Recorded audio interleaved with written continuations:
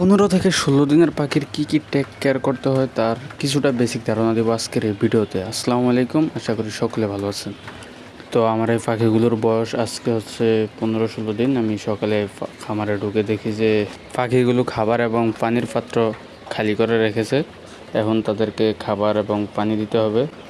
যেহেতু পানি দিতে হবে তাই আগে থেকে পানির পাত্রগুলো খামার থেকে বের করে নিলাম।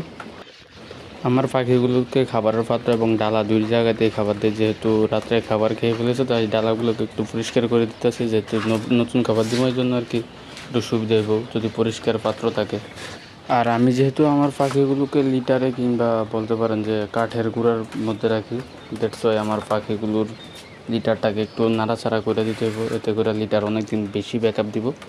আর এইভাবে নেড়ে ছেড়ে দেওয়ার কারণে দেখা যাবে যে এই লিটার আমি অনেক দিন পর্যন্ত ব্যবহার করতে পারবো, সহজে নষ্ট হবে না। এই জন্য আর কি পুরো লিটারগুলোকে একটু নেড়ে ছেড়ে উলট পালট করে দিচ্ছি আর কি। এরপর হইতেছি গিয়া পানির পাত্রতে পানিগুলো ঢেলে নিচ্ছি, পাত্রের ভিতরে পানিগুলো ভরে তারপরে পাখিগুলোকে দিয়ে দিচ্ছি। যেহেতু সারা রাত্রে পানি ছিল না, এই জন্য এরা পানিগুলো ফেলে এখন একটু পানিটা আগে খেয়ে নিবে, তারপর আমরা খাবার দেব।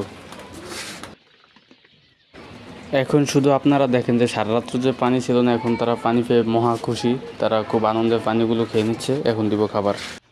এখন অনেকেই বলতে পারেন যে আমি আমার পাখিগুলোকে কী খাবার দেই। আমি আমার পাখিগুলোকে দেই সোনালি স্টার্টার। এটা আমি ডিম 60% প্লাস পর্যন্ত চালাবো, এর ভিতরে আর কোনো ফিড চেঞ্জ করব না।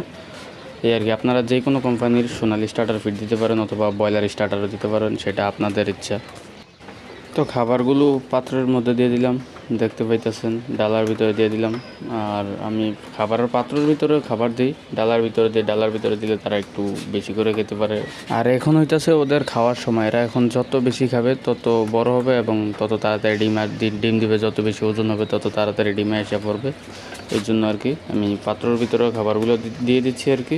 এখন তারা এগুলো খাচ্ছে।